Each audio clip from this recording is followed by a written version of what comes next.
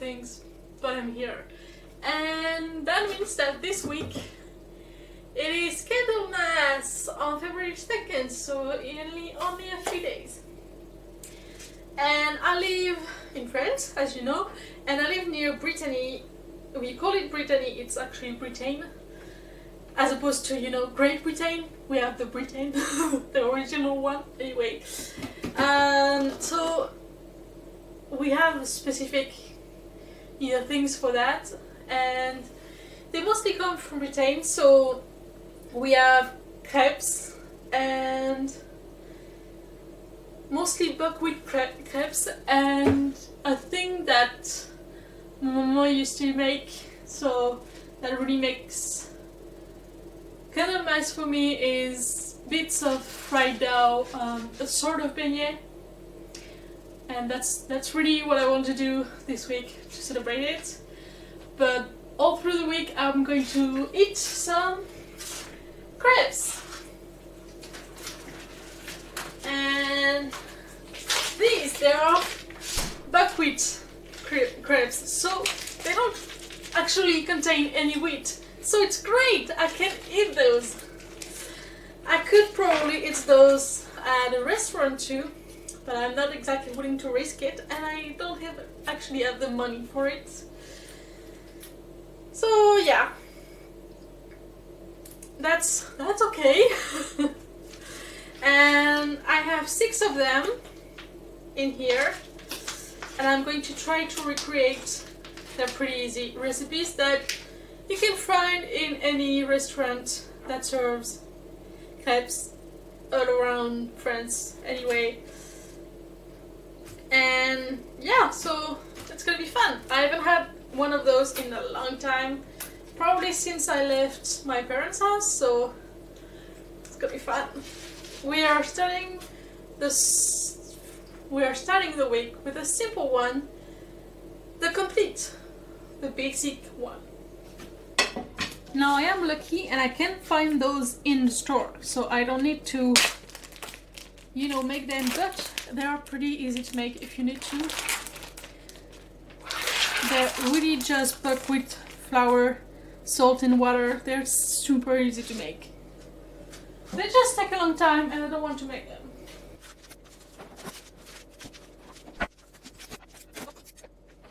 So for the complete one, it is very simple, very basic, and very yummy. All you need is shredded cheese, ham cubes, and an egg. An egg that you didn't break. It's fine, I have other eggs. Alright, let's give it a go. Another go.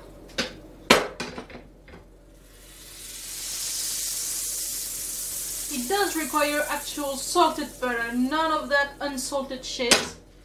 We are from Britain here, and one of the things that wouldn't fly is unsalted butter. Okay, better start. Now, while it's still not cooked, gonna break an egg in the center, and the way it is cooked will define how much you put in it. You want the white to be cooked, but you want the yolk to still be nice and gooey. That may take a while.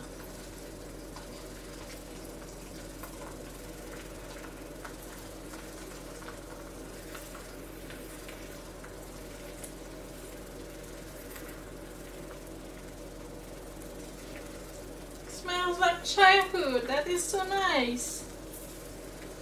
Well, the part of my childhood that I don't fully regret, at least.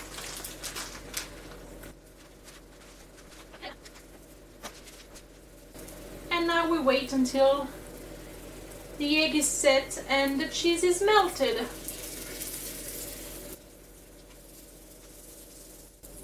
And make it all pretty, like in the restaurants. Well, not as well as the restaurants. It's the first time I did that.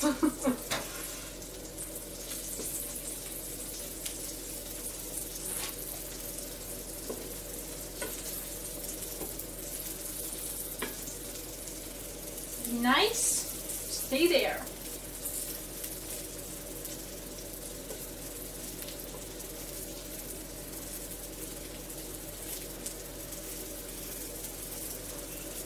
And that's it. That's your crepe. That's pretty good. And you can get that for like $6-7 at any crepe shop, restaurant. And you can make it yourself for way cheaper. We're getting close. Most of the cheese is melted. A bit more.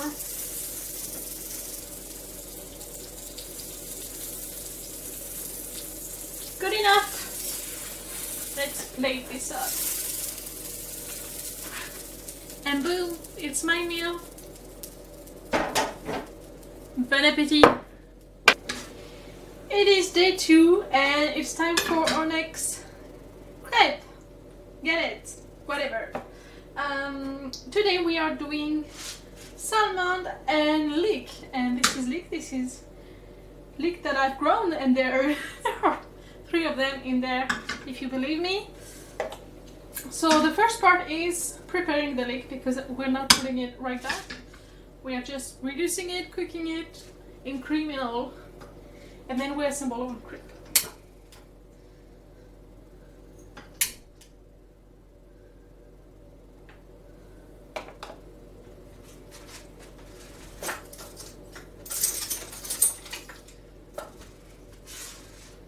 With just a bit of salt to help break it down. Fairly easy recipe again.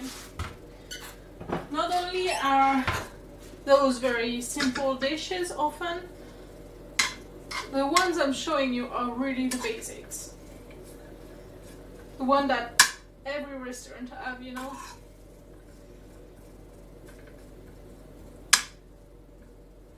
I didn't put any oil or anything because it's going to give off a lot of water very fast. So I don't want to overwhelm the pan. And by the way, if they are so small, it's because the very small garden I have outside my apartment, its soil is very, very poor, very, very pathetic, but I just got the keys to my community garden. I'm going to have a real garden this year. I'm sharing it with a friend. So I have 100 square meters all for myself. And it's great. It's awesome. I can't wait to grow my own stuff. So many pumpkins. See, it's already reduced so much.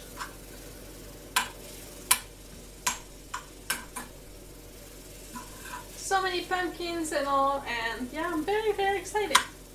I wanted one since I moved into the city, and now I have it.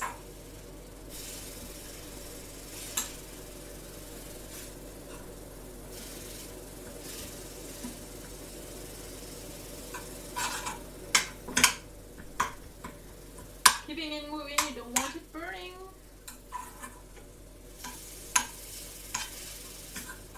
Yeah, you need it cooked and reduced.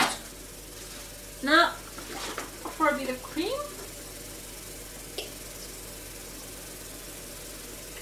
Just a tiny bit.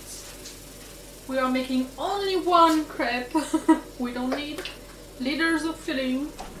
It's very green, but I think it's because it's ungrown and, you know, it's been in my dirt for a while because I was foolishly hoping it would get better, bigger. And it did not. It stayed as small and pathetic as it always since the very start. So, lesson learned. My soil here is no good for vegetables, but it's good for flowers. So I'll keep growing flowers here. And all the vegetables and stuff I'll do in the big community garden. And if you think 100 square meters feels like a lot, it does not. It's very small. I had a feeling that it was going to be bigger, but it's not. It's small. Alright, I think it's cooked enough for me. I'll leave it rest while I start assembling the crepe.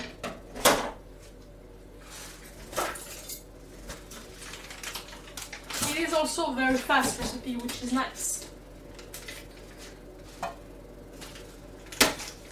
Because I usually tend to eat anything that can be made within 10 minutes and nothing else. And another crepe. And you are.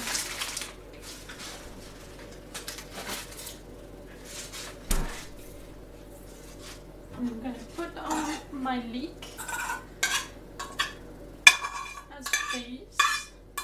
I know it cooks a little bit more while in it. Man, that's not a lot of leek. But I didn't want to buy it. And I don't regret that, but yeah, that's not a lot of cream.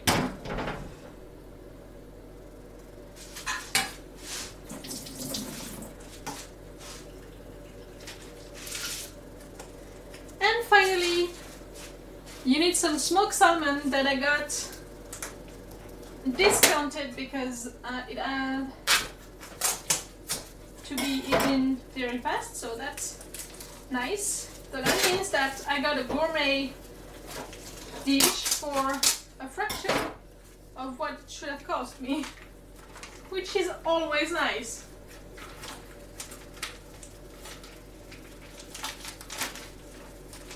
Come here. Man, that is not a lot of salmon. It's okay, I only have one crepe to make, but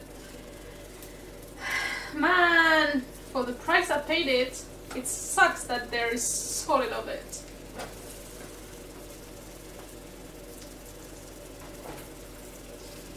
I don't know, my mom used to do things with groceries. I don't know if she even afforded to feed us all. I sure can't afford to feed myself. Right now my instinct tells me to just sprinkle some more salt on top, but I also know that smoked salmon is very salty on its own.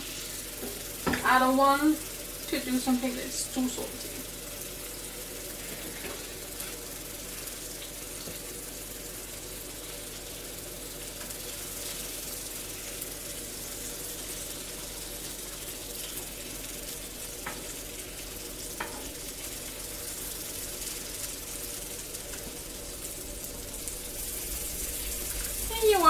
It's not the prettiest I've ever made, but I'm sure it'd be good.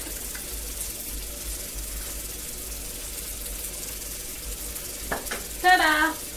10 minutes and you've got a delicious fish and green crepe. And bon appetit! And look, it's night again, so it's time for another crepe. Today we are doing a classic,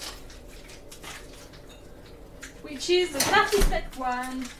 Usually it takes specific cheese for it, but I don't have it because I didn't want to buy a whole cheese just for crepe. So we will cheat.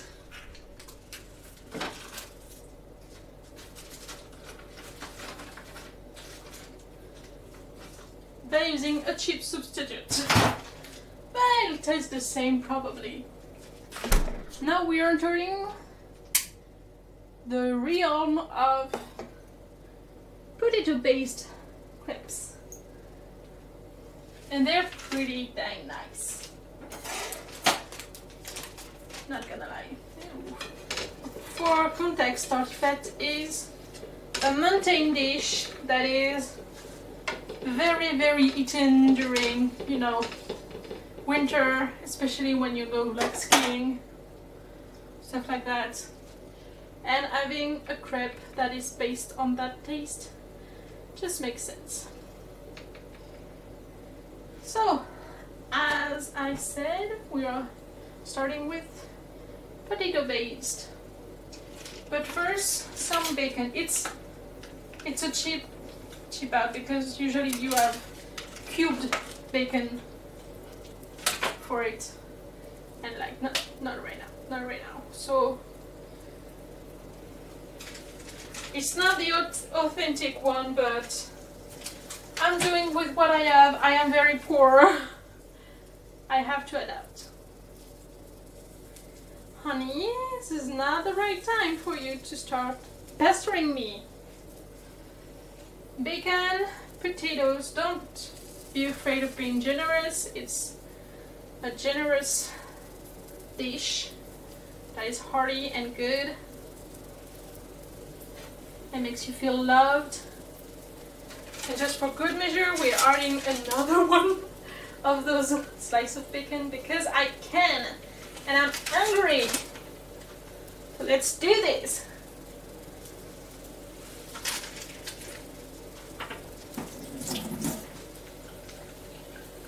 And then some cheese that I should have opened before, but I did not.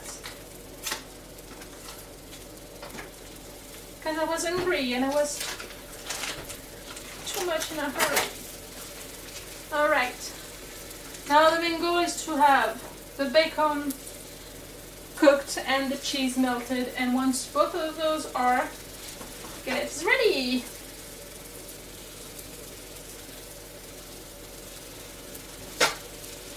It should taste pretty similar to the normal kind. It's just not the official cheese you should use for that. So don't follow that recipe. Use the real stuff.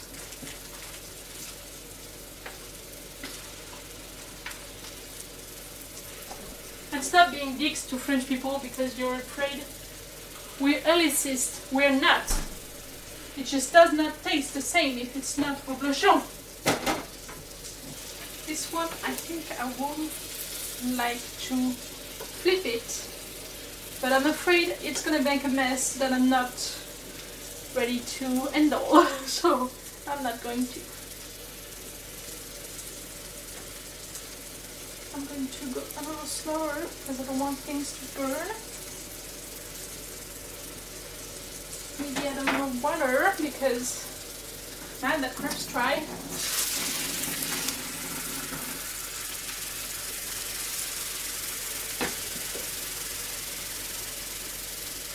And basically, just wait for it to melt.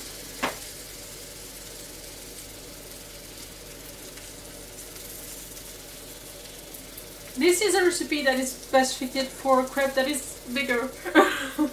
But I do what I have. This one was cheap, which is its best quality. Alright, you know what? I will flip it. Look at that, it's so golden brown and crispy. It's how it's supposed to be everywhere.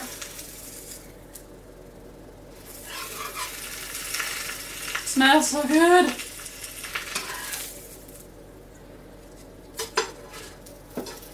Here. I can't fold 4 sides because it's too full. It should be good.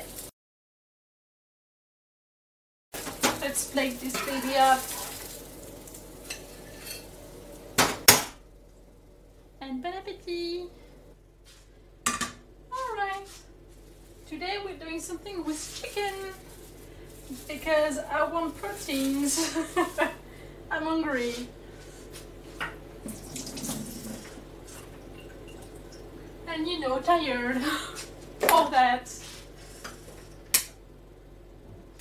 It's gonna be pretty simple, but it's gonna be chicken, curry, and potatoes. So it's filling, you know?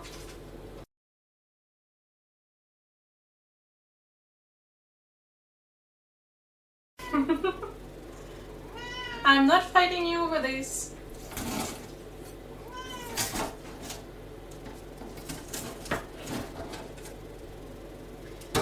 Okay, so as you can see, it is not cooked because I wasn't passionate enough. But it's okay because we're going to continue cooking it.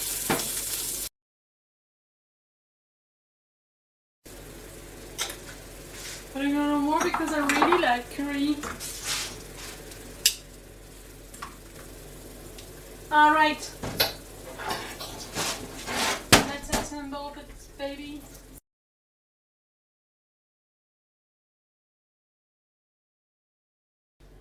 Okay, so there's a bit of smoke and I'm pretty glad that I turned off the smoke detector. But apart from that, it smells pretty good. I'm sure it'll be delicious. Great, it broke. It's just my luck. Well, it's gonna be creative.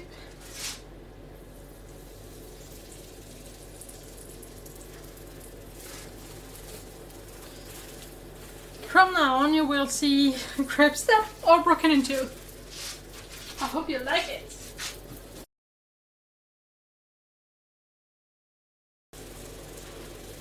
No, I have no idea how I'm going to fold this bitch or do anything really. Plating up would be fun. But apart from that, it looks pretty good.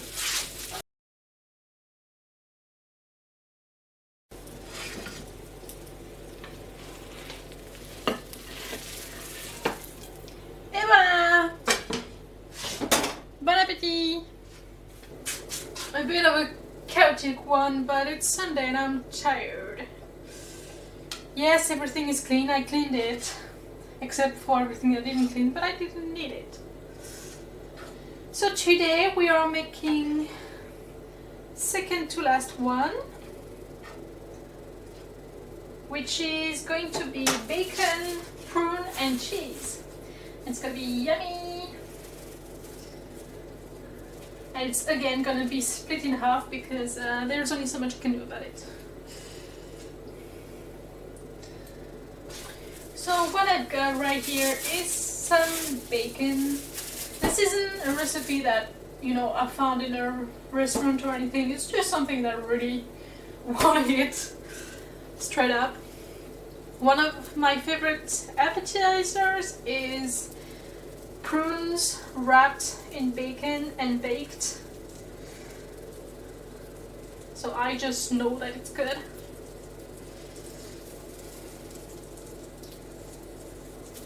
Plus, with the cheese, I'm sure it's gonna be fucking delicious. And I'm just hungry. So I want some delicious food. By the way, I think it's going to be much more likely to stick together if I put the bacon this way so I can fold it and, you know, it is going to be folding back together a little better. Can be worse.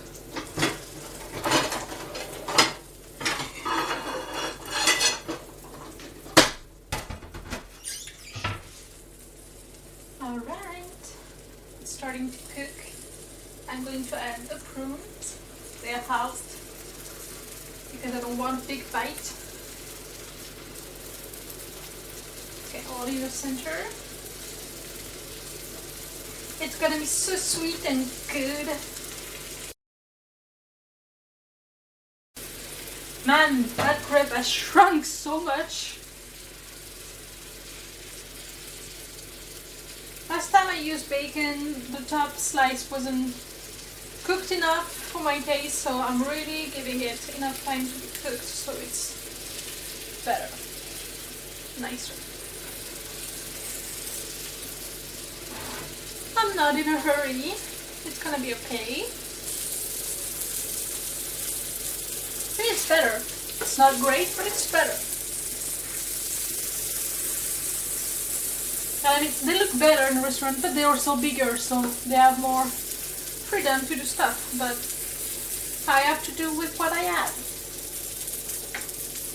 which isn't a lot, because I'm poor, and that's all the only one I could afford. Alright, let's plate it out. Ta-da! recipe. How about dessert? Well, I suppose there's time for dessert. Alright, we are the night of February 1st. It's been February 2nd for 2.5 hours, but we don't count that. I'm doing this tonight because what I've learned from the few yeasted dough that I've done in gluten-free, they tend to behave a little better if you refrigerate them overnight after proofing. So since I'm completely experimenting in this and I don't have an actual already planned recipe adapted for gluten-free, I'm going to put all the cards on my side and try everything that I can. One of the things that I am trying too is I'm going to add mashed potatoes to it because gluten-free yeasted stuff tend to be stiff and dry. Maybe I just suck at it. Maybe they're just acting like it was gluten full but baking powder lift, and it's not great. So I'm going to add, with the milk that I'm already supposed to add, some mashed potatoes with a little bit of cooking water from said potatoes, while really hoping that it'll make a good difference. Sorry, there are chunks and I don't want them because they're not going to help. They're still potatoes, but they're chunks. I don't want chunks. It's going to be complicated enough as it is. So, for the amount of flour I'm going to use, so far I have the 500 grams that the recipe calls for. The recipe is a recipe in French, because it's a French delicacy, and it calls for wheat flour, which I cannot use because it will make me sick, so it just will not be worth it. So I'm going for now put the 500, and at that I think I will need to add more, but I need to fight the urge to try to form a cohesive dough right away because that's just not how gluten-free stuff acts. So it's still going to be like paper based, so it's going to be very more weight than I'd like, but I don't really have a choice. So for now, that's what I'm going to do. I'm going to start with the 500 grams. I also added the yeast and the sugar. There is no salt. I don't particularly think it needs it.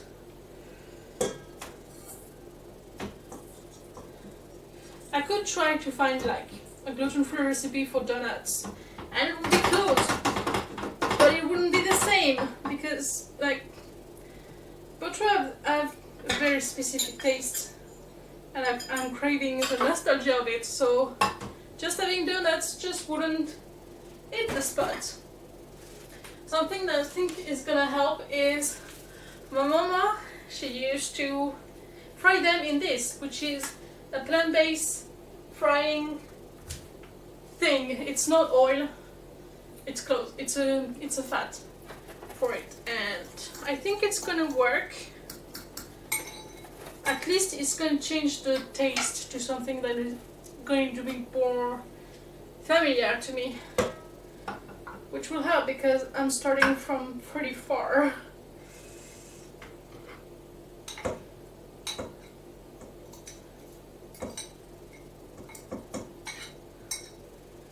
So putting as much things on my salad as possible.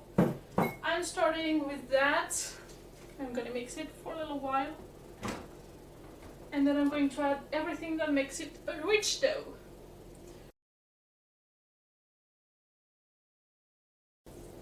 Shrink the sides a little. So what makes it a rich dough is some eggs and some butter. I'm going to add the butter first. So it's time to incorporate And then I'm going to add the eggs.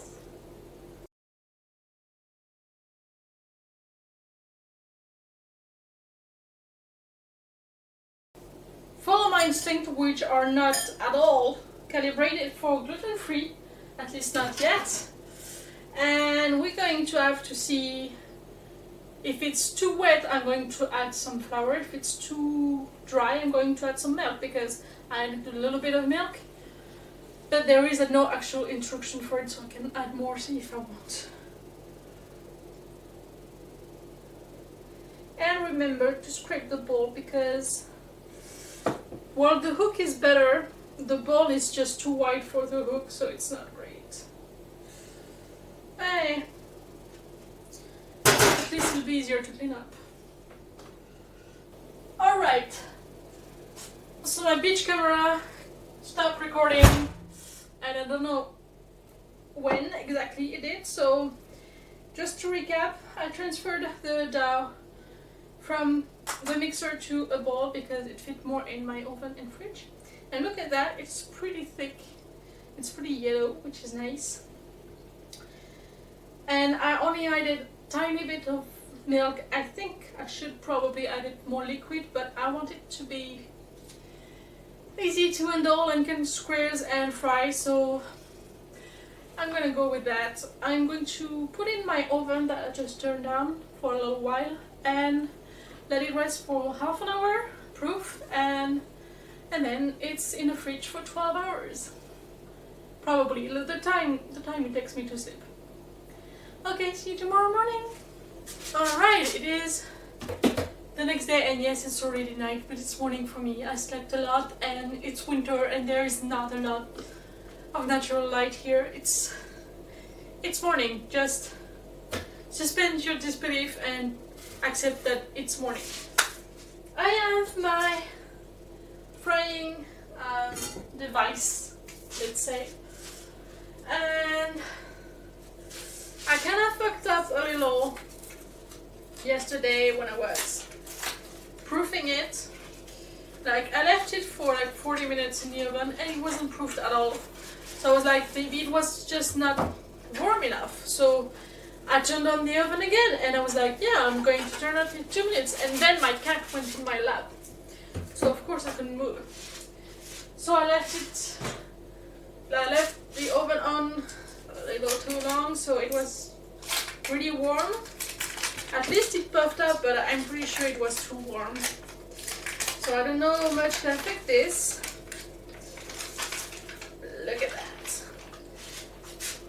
Once I'm done using it, I'm going to fill it with seeds, bird seeds, and leave it outside because it would help birds, even if, you know, the winter was not that harsh. You never know, they may need a little help. Because right now they're thinking that it's spring when it's not. So the next few months could be harsh on them because it's not actually spring. So we'll see. Okay, let's heat it up. I have no idea how to determine if it's hot enough. But I think it being like liquid for 5 minutes should be a pretty good indication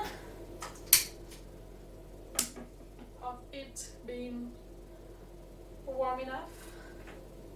I don't know yet, but I've got a bowl to put them in after they're fried up, so they can, you know, soak up the excess oil, the excess grease, because it's not oil. And then I'm going to dust them with powdered sugar. They're really like, they're beignets, but whatever. I'm super nervous, I'm not gonna lie. I really hope it's gonna work, because I need it to, and if it does work, it's a pretty simple recipe. And it means that it would be a staple in my recipe book that I could pretty much use anytime I need beignet or donuts as a base for something, like for that KFC dinner from the Septiet Desert, where she's like making a beignet in the shape of fried chicken leg. If it works, that would be great. We'll see about that. Anyway, here's my dough. As you can see, it has puffed up really nicely. Even that it actually touches the thing. And it did not puff up in the oven, it puffed up in the fridge. Because it didn't want to behave like it was supposed to, I guess. Which is concerning, but it's not that big a problem. I am pretty nervous, I'm not gonna lie. But I wanna hope that it's gonna work because I kinda need it to. So we'll see. I usually use my wood rolling pin, but this one I'm kind of wanting to use the silicone first because it's bigger. Second, because I feel like it's less likely to stick. Maybe. Only one way to know. Yes, it's clean. I cleaned it. Okay. It's melting quite nicely. There isn't a lot of it, so I'm not going to be able to fry many of them at the time, but it's okay. Okay, now I have to wash my hands again. I'm going to do it in 2 times because there's a lot of dough and I don't want to set myself up for failure there. So I'm going to take about half of it, if it's possible. Man, it's behaving quite nicely for, you know,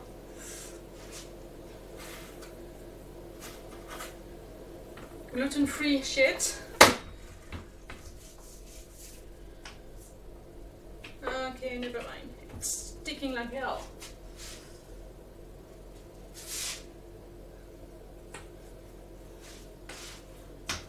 It doesn't have to be too thin, so I'm not going to be too careful about it.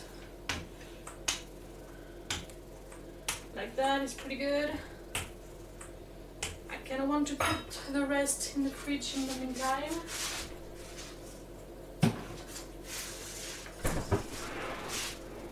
Also, I am not going to do any pretty shapes. It's really to know if it works. I'm not going to waste energy on that. So I'm just going to cut it in shapes. Man, I really hope it works because I really want some wood right now. I could really use something sweet and nostalgic and good and doughy and fat and good. I'm hungry and tired.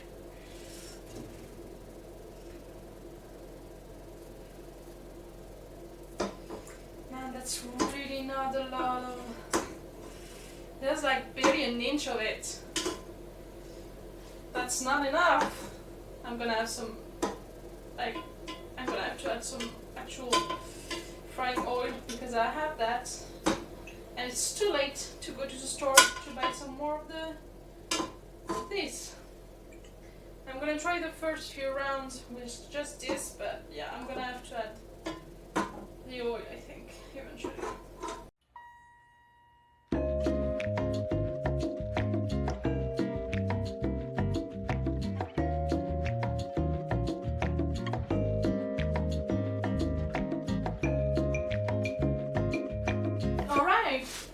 So I think it's good enough. This is the first strip test. So I think it's cooked. So I think that means the grease is on enough. That's pretty good. Not very sweet, but I didn't put powdered sugar in it, so it's probably that. Alright. It's exciting.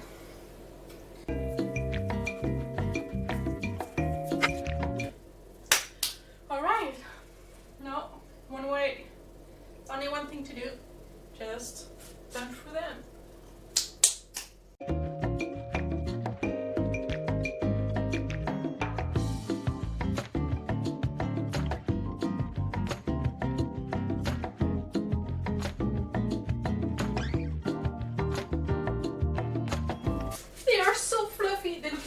exactly the way they're supposed to look, which is so great. And they're cooked through. Alright. The taste is a little off from, wheat flour, but it's close.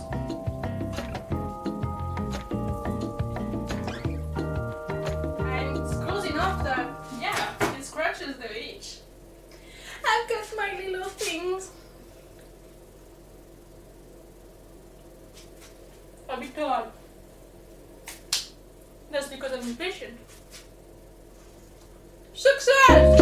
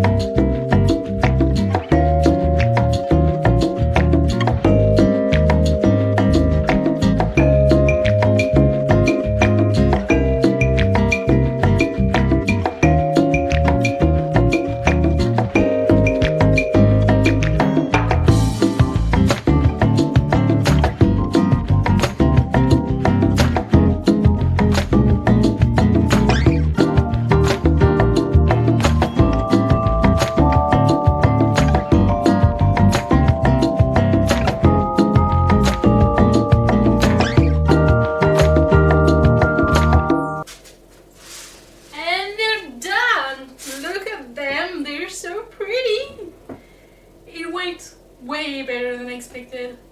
The dough didn't need extra flour, extra anything. It was perfect. And it puffed up, and the inside are fluffy. And yeah, okay.